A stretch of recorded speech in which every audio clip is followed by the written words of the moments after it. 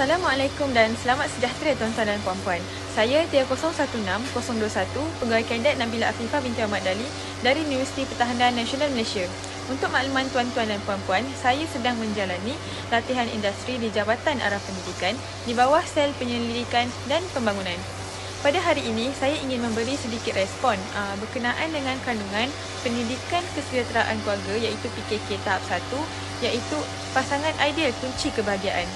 Setelah diteliti dan dikaji, saya berpendapat adalah wajar untuk diselitkan satu lagi aspek iaitu 5 aspek yang perlu dititik beratkan sebelum ijab kabul.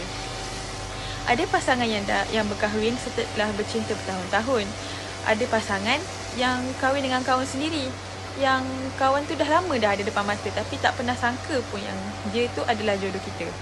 Siapa sangka, kata orang, kalau dah jodoh, siapa je boleh nak halang, betul tak?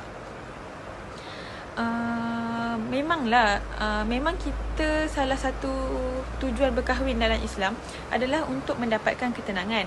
Tapi kebahagiaan itu tak akan datang dengan sendirinya.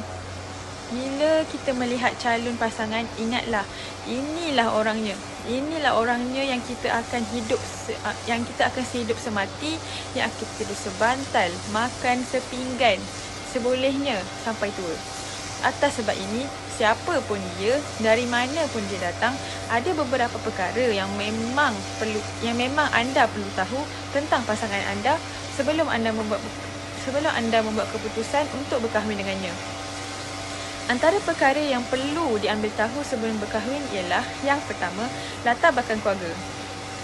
Sebelum berkahwin, ambil masa untuk kita lebih mengenali isi hati dia dan juga keluarga pasangan anda.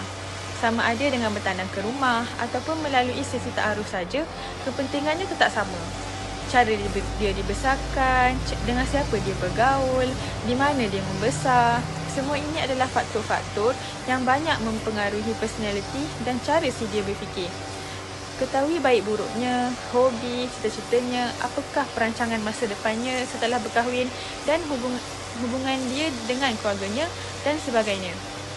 Ini penting untuk memastikan anda berdua serasi dan boleh membina kehidupan bersama kelak. Aspek yang kedua ialah perihal agama. Sebenarnya bab-bab agama ni memang sepatutnya perlu dilihat terlebih dahulu sebelum kita melayari bahtera rumah tangga. Ini kerana suami dipertanggungjawabkan untuk memelihara dirinya dan rumah tangganya. Jika terdapat salah dan silap yang dilakukan oleh isteri, suami wajar menegur bagi mengelakkan perkara-perkara yang boleh melanggar syariat agama. Atas sebab ini juga, perempuan tidak digalakkan berkahwin dengan lelaki yang kurang ilmu agamanya, kerana perempuan ni bukan ketua keluarga, suami yang perlu mendidik isteri dan anak-anak. Ini kerana lebih susah apabila lelaki yang kurang ilmu agama berbanding perempuan yang kurang ilmu agamanya. Aspek yang ketiga ialah keadaan kesihatan. Ramai orang yang hanya nak tunjukkan perkara yang baik-baik je pasal diri sendiri kepada bakal pasangan. Biasalah, mestilah kita nak nampak hebat, nampak sempurna di hadapan mata pasangan kita. Tak baik buruk, hutang, penyakit, semuanya sungguh-sungguh nak sembunyikan. Sebenarnya amalan ni akan membawa lebih banyak kepada keburukan di kemudian hari.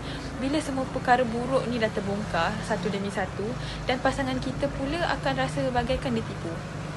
Tetapi yang lebih penting, jangan sembunyikan penyakit-penyakit seperti AIDS, HIV, thalassemia ataupun penyakit kelamin, kerana semestinya ia akan memberi kesan kepada suami atau